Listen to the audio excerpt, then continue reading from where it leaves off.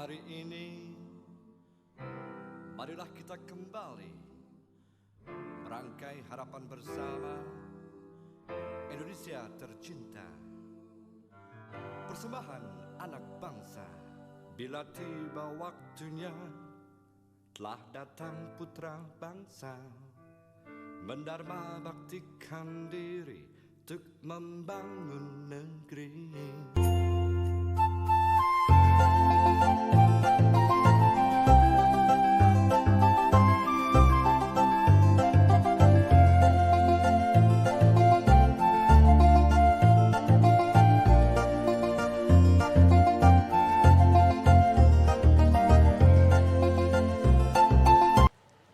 Pemirsa, Jakarta didaulat menjadi kota terbaik di dunia di bidang transportasi setelah berhasil meraih penghargaan Sustainable Transport Award 2021. DKI Jakarta mengalahkan kota-kota terkemuka antara lain San Francisco, Moskow, Frankfurt, Auckland, dan Buenos Aires. Ya, pemirsa, Pemprov DKI Jakarta memenangkan Sustainable Transport Award 2021. Capaian ini terkait program antar moda transportasi publik yang terus dikembangkan. Kota pemenang STA ini diumumkan pada Konferensi Transport Internasional Mobilize 2020 yang diselenggarakan secara virtual pada tanggal 26 hingga 28 dan 30 Oktober 2020. Dengan demikian, Jakarta menjadi kota pertama di Asia Tenggara yang memenangkan penghargaan STA, mengalahkan kota-kota besar dunia setelah pada tahun lalu menduduki peringkat kedua atau mendapat gelar Honorable Mention. Sebagai kota pemenang STA, Jakarta kemudian secara otomatis akan menjadi tuan rumah Mobilize 2020 yang 2021 yang diselenggarakan oleh ITDP dan didukung oleh Volvo Research dan Education Foundation. Alhamdulillah, kabar baik untuk Jakarta. Baru-baru ini, TomTom Traffic Index merilis daftar 404 kota termacet di dunia dari 58 negara di 5 benua. Dari penilaian selama 1 tahun di tahun 2021.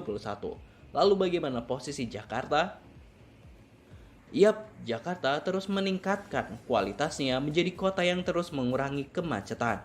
Di tahun ini, Jakarta menduduki posisi ke-46 dunia dengan tingkat kemacetan sebanyak 34%. Kemacetan di pagi hari berkurang sebanyak 25% dan kemacetan di jam sibuk sore hari berkurang 22%.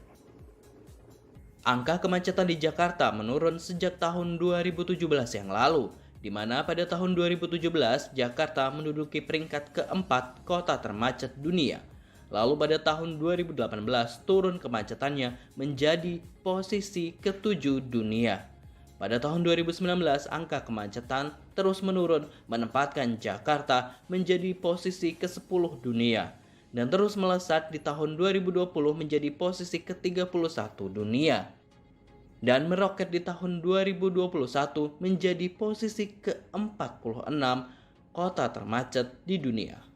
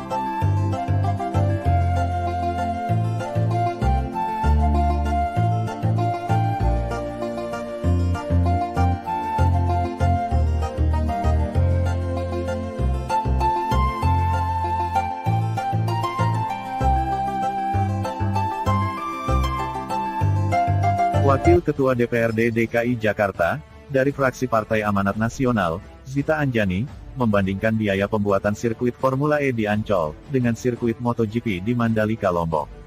Dia mengatakan, pembangunan sirkuit Mandalika jauh lebih besar dibandingkan dengan sirkuit Formula E. Sirkuit Mandalika menghabiskan anggaran 950 miliar rupiah untuk panjang lintas 4,31 km. Formula E yang panjangnya 2,4 km, hanya menghabiskan biaya 60 miliar rupiah. Tentu lebih hemat, kata Zita melalui pesan singkat, dikutip Jumat tanggal 11 Maret tahun 2022. Juga menyebut anggaran pembangunan sirkuit Formula E tidak menggunakan APBD DKI Jakarta. Dia menyatakan, pembangunan sirkuit Formula E di Ancol murni menggunakan anggaran PT Jakpro. Formula E perlahan naik popularitasnya dalam beberapa tahun terakhir. Ajang ini menarik perhatian dari banyak pabrikan mobil dunia, dan juga banyak kota yang tertarik menyelenggarakan balapannya, termasuk Jakarta. Formula E adalah ajang balap mobil single-seater bertenaga listrik, digelar di jalanan kota, melombakan 12 tim dan 24 pembalap dari berbagai macam latar belakang, memiliki iklim persaingan yang seimbang dan sulit diprediksi. Musim 2020-2021 akan jadi musim ke-7 Formula E, dan jadi musim pertama yang berstatus World Championship, yang kini berarti gengsinya sama dengan F1, World Endurance Championship, World Rally Championship, dan World Rally Cross Championship. Hari ini, marilah kita kembali merangkai harapan bersama Indonesia tercinta. Persembahan anak bangsa, bila tiba waktunya, telah datang putra bangsa, mendarma baktikan diri untuk membangun negeri. Persembahanku kepada yang mulia, kusuma bangsa yang susila.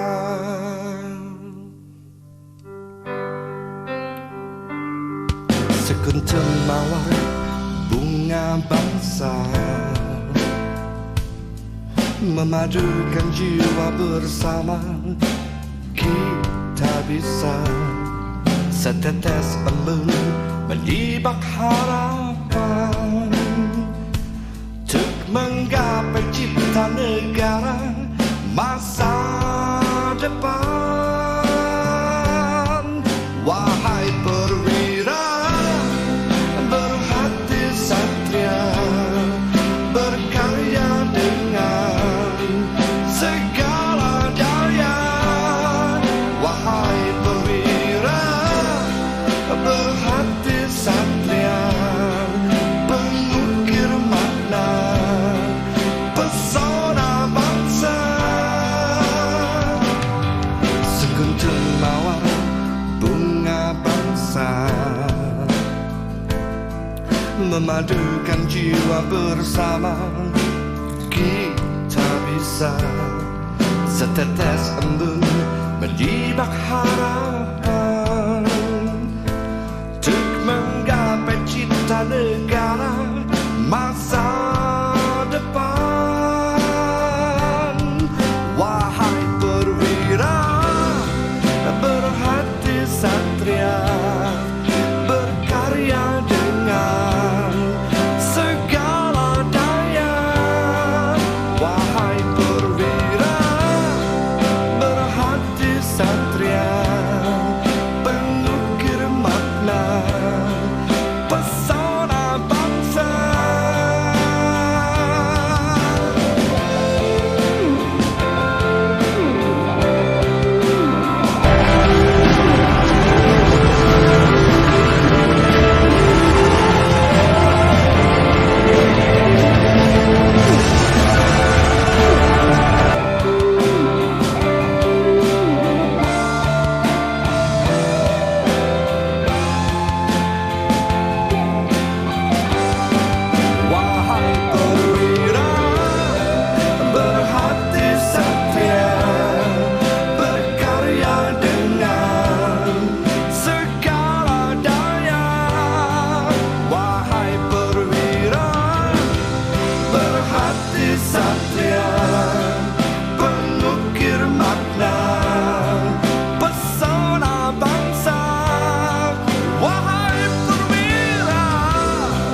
Gubernur DKI Jakarta Anies Baswedan menggagas program naturalisasi sungai untuk menangani banjir Jakarta. Anies yakin pelebaran sungai dengan tetap mempertahankan bentuk alaminya tanpa melakukan pembetonan akan lebih efektif mengurangi banjir. Pakar hidrodinamika ITB yang juga anggota tim Gubernur DKI, Muslim Muiz, mengatakan satu-satunya cara membebaskan ibu kota dari banjir adalah dengan naturalisasi. Menurutnya, konsep naturalisasi adalah menangkap air hujan, diresapkan, lalu sisanya dibuang. Hal tersebut akan efektif apabila ikut dilakukan masyarakat dengan menanam pohon. Konsep ini merupakan pengelolaan prasarana sumber daya air melalui konsep pengembangan ruang terbuka hijau, serta memperhatikan kapasitas tampungan air, fungsi pengendalian banjir, dan konversi.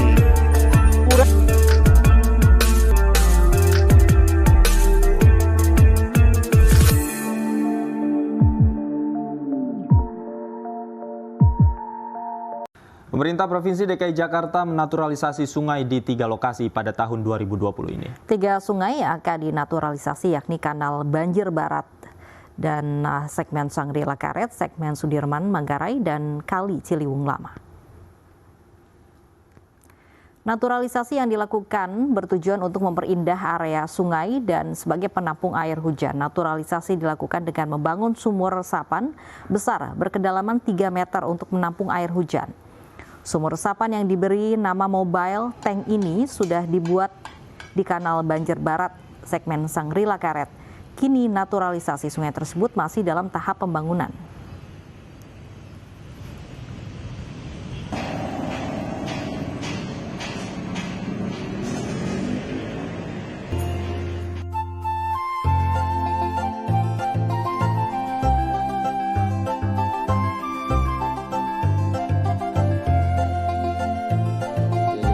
Hari ini ada kurang lebih sebanyak di 42 RW dan di 150 RT ya, dan 0,492 ya RT yang sempat tergenang banjir dari 30.047.000 ya. Jadi hanya 0,49% RT yang sempat tergenang banjir, dan secara berangsur dia cepat sekali, alhamdulillah cepat turun airnya. Memang masih ada beberapa yang sempat diungsikan sejak tadi malam dan tadi pagi, dan insya Allah dalam 1-2 hari bisa kembali ke tempat kami juga.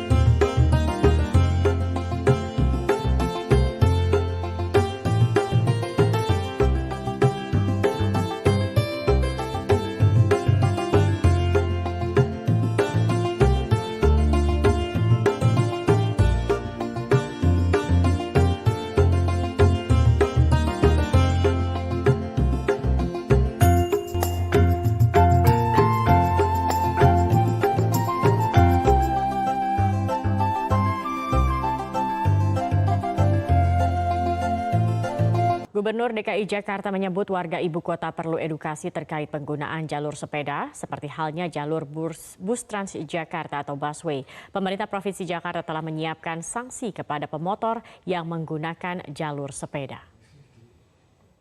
Ini tentu perlu waktu, tapi yang paling penting justru adalah bagaimana kita mengajak semua masyarakat untuk lebih sering menggunakan sepeda untuk kegiatan-kegiatan yang memang memungkinkan pakai sepeda.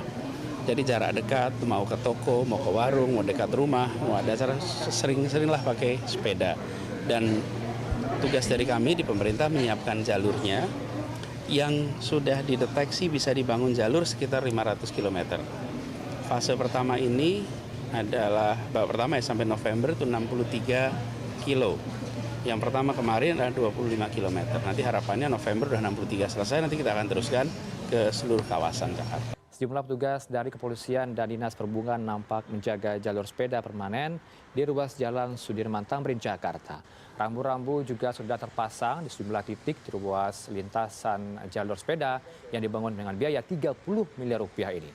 Berdasarkan pengamatan di lapangan, media center box sebagai pembatas jalur sebelum sepenuhnya terpasang di kedua sisi ruas jalur, di mana kerucut lalu lintas atau traffic cone nampak digunakan sebagai pembatas untuk memisahkan ruas jalur sepeda dengan jalur kendaraan lainnya.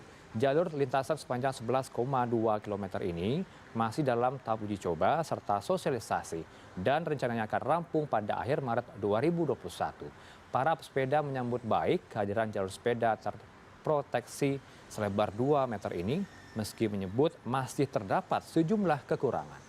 Pemprov DKI Jakarta tengah menguji coba jalur sepeda permanen di sepanjang jalan dari Bundaran HI menuju kawasan Senayan. Nantinya akan ada 500 km jalur sepeda di ibu kota yang dipermanenkan dengan pembatas beton untuk memberi rasa aman. Dan berikut laporan dari Maria Asegaf dan juru kamera Agung Setia untuk Anda. Pemirsa, Pemprov DKI Jakarta saat ini sedang menggarap jalur pesepeda permanen sepanjang 11,2 km di jalur protokol di Jakarta, mulai dari Bundaran HI hingga ke Bundaran Senayan. Saat ini sudah dilakukan uji coba, tahapan uji coba pelaksanaan jalur pesepeda permanen sejak tanggal 26 Februari lalu. Dan saat ini upaya yang telah digarap oleh Pemprov yaitu adalah dengan cara memberi pembatas beton berupa planter box yang kalau kita lihat di hari ketiga ini baru terpasang di sebagian wilayah Senayan saja. Kalau kita lihat juga tentunya adanya jalur pesepeda permanen ini memberikan rasa aman bagi para pesepeda yang saat ini angkanya pun juga sudah cukup tinggi. Kita akan tanyakan bagaimana tanggapan para pesepeda dengan adanya program baru dari Pemprov DKI Jakarta ini. Kebetulan pemirsa sedang ada para pesepeda yang sedang beristirahat sejenak sini. Kita akan tanyakan. Dengan Bapak siapa, Pak? Dengan Pak Edi Endar. Ya, Pak Edi, saat ini sudah ada jalur pesepeda permanen yang saat ini sedang masuk ke tahap uji coba. Tanggapan Anda? Memang sekarang ini kan kita sedang ngetren ya fenomena orang bersepeda. Jadi memang dengan adanya sepeda yang permanen ini saya mengapresiasi yang dilakukan oleh pemerintah di daerah khusus ibu kota. Merasa lebih aman tidak? Atau sebenarnya ya tidak mengakomodir? Kalau kemarin kan masih agak semerawut ya, dengan adanya jalur sepeda yang permanen ini ya kita pesepeda khususnya merasa aman. Versi dengan Ibu siapa? Ibu Ratna. Bu Rama, tanggapannya dengan adanya jalur pesepeda permanen seperti apa? Sekarang lebih nyaman ya buat sepeda, jadi tidak terganggu dengan sepeda motor. Jadi kita punya jalur khusus, lebih aman. Sudah cukup, Pak. Terima kasih, Ibu. Ibu, dengan Ibu siapa? Ibu Mona. Ibu Mona, tanggapannya, Bu? Oke banget, semoga ini benar-benar berjalan dengan sesuai dengan rencananya. Karena kita buat sepeda seperti kita, ini menjadi kita lebih aman untuk sepeda kita. Tapi kan saat ini kan hanya berada di sekitaran Bundaran HI hingga Bundaran Senayan saja. Kita berharap kan rencananya kan akan sampai 500 km ya. Ya mudah-mudahan itu berjalan supaya kita sebagai pengguna sepeda menjadi lebih aman. Dan bahkan mungkin kita bisa buat ke kantor jadi naik sepeda jadinya karena udah ada fasilitas seperti ini.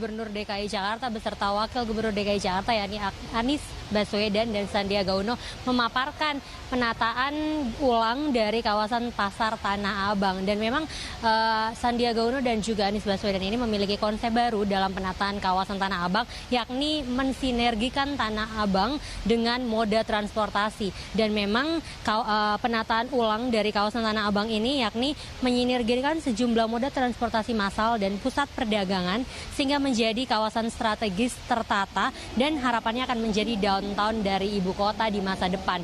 Anies Baswedan sendiri menggarisbawahi bahwa kawasan Tanah Abang ini saat ini tidak hanya menjadi minat bagi para wisatawan lokal, namun juga menjadi minat tersendiri bagi wisatawan mancanegara yang ingin hadir dan juga berbelanja di kawasan pasar Tanah Abang. Sehingga Anies ingin merubah image kawasan Tanah Abang yang memang kita ketahui banyak sekali preman dan juga dengan kondisi pasar yang tidak teratur dan tidak tertata, sehingga penataan ulang dari kawasan Tanah Abang ini diharapkan dapat mengubah dan menjadikan wajah kawasan di pasar Tanah Abang ini menjadi lebih tertib dan lebih bersih. Seperti saya ingin jelaskan sedikit, kenapa kita melakukan kebijakan ini. Tanah Abang itu adalah pusat untuk kegiatan perbelanjaan, tapi juga pusat untuk kegiatan pindah transportasi. Ya. Kereta api, stasiun Tanah Abang, itu barat, timur, utara semua ke sana. 178.000 per hari di situ. Dan mereka keluar, di depan mana? Jalan Jati Baru Raya. Kemudian pasar ada juga. Nah, jadi kita yang mau kita lakukan adalah mengelola agar lalu lintas orang yang datang lewat stasiun Tanah Abang dan kegiatan perbelanjaan itu bisa dikelola dengan baik. Jakarta ada 10 bis yang akan beroperasi non-stop berputar di wilayah itu. Kalau Anda boleh lihat petanya, nanti di situ mereka berputar tanpa henti di jam-jam padat.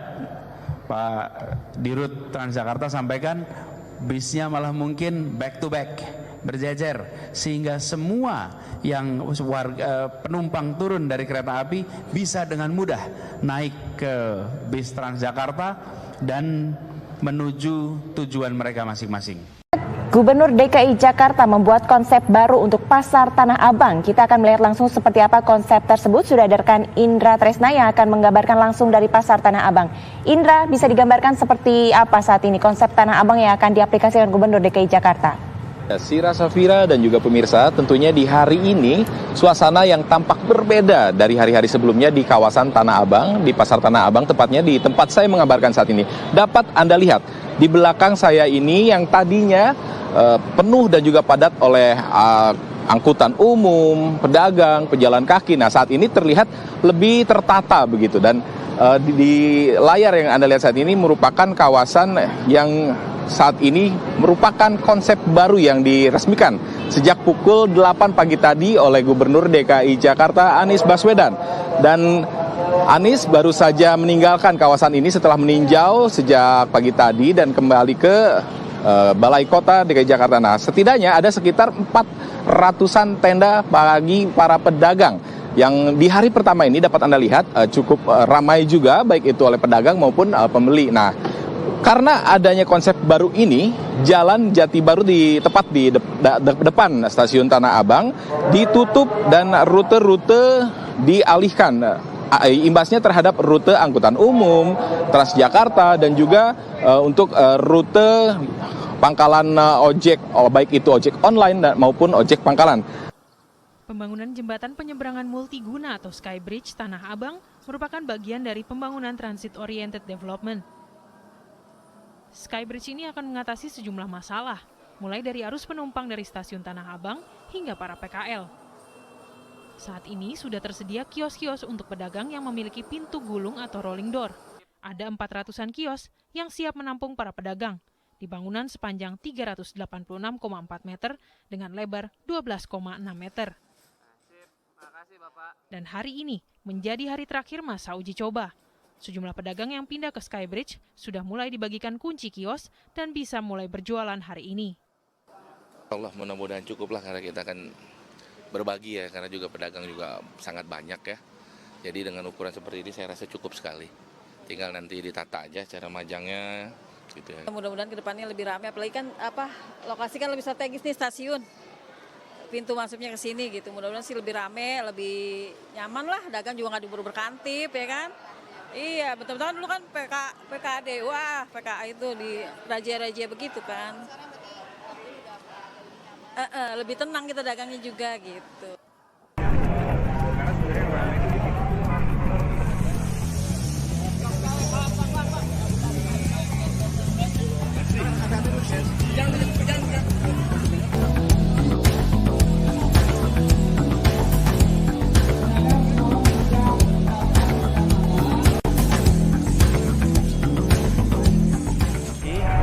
Semua kepentingan bisa difasilitasi. Bagi pejalan kaki, trotoarnya bebas PKL.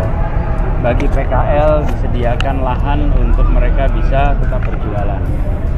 Bagi para pengunjung yang datang ke wilayah Tanah Abang ini bisa menggunakan Transjakarta dengan nyaman, cepat, dan gratis. Dan kendaraan Transjakarta ini akan berputar terus sepanjang hari. Jadi dengan penataan ini kita insya Allah akan bisa melihat areal Tanah Abang lebih baik, lebih rapi.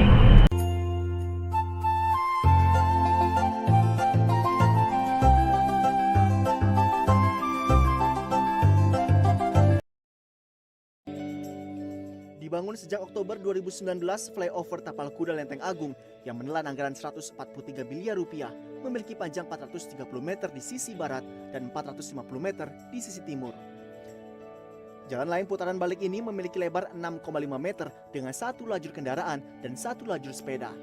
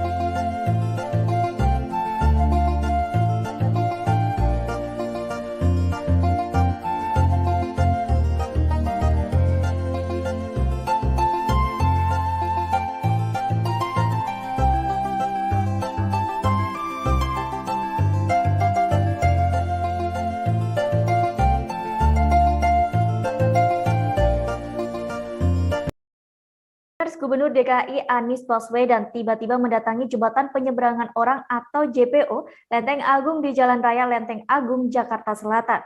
Kunjungan ini dilakukan pada Selasa 31 Agustus 2021 malam. Inspeksi penuh. Kita tahu ini alhamdulillah putaran tapal kudanya sudah selesai. Ya. Kemudian JPO-nya sekarang sudah di fase final untuk segera bisa dimanfaatkan oleh masyarakat. Jadi dua wilayah yang selama ini terbelah oleh rel kereta, sekarang dibangunkan tapal kuda untuk kendaraan bermotor putarannya sehingga aman. Lalu ini untuk berjalan kaki. Nah, di sini bukan sekedar JPO untuk lalu lalang saja, tapi juga ini memberikan pengalaman. Jadi ini yang saya sering sampaikan, ini adalah perjalanan yang memberikan kesan, dan kesan itu yang kemudian akan dibawa pulang. Iya. Bukan sekedar lewat jembatan, tapi ada kesan ini, dan ini sekarang sudah jadi tempat warga berdatangan ke sini untuk bawa anak-anak, menikmati suasana yang unik. Pak, ini kapan Pak dioperasikan Pak? Mulai sebetulnya diresmikan? Sudah mulai berjalan, tapi belum diresmikan. Iya. Sambil lagi finishing untuk pewarnaan dan beberapa pekerjaan besi sedang dituntaskan. Iya. Tapi secara prinsip tidak bisa digunakan. Tidak bisa digunakan. Oke. Banyak keluarga yang datang ke sini kalau malam. Mereka bawa anak-anak. Jadi di sini suasananya kalau matahari terbenam, indah sekali. Langitnya kebiru-biruan, kemudian teduh, anginnya juga cukup terasa kencang. Jadi ini tempat yang mudah-mudahan memberikan pengalaman unik buat warga Jakarta.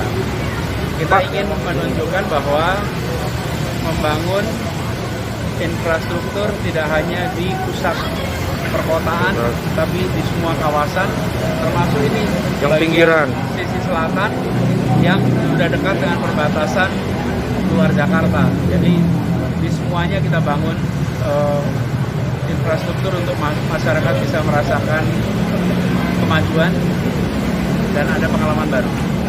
Pak, sebenarnya kan kalau JPU kan fungsinya sebagai jembatan penyeberangan yang menghubungkan dua sisi itu, Pak.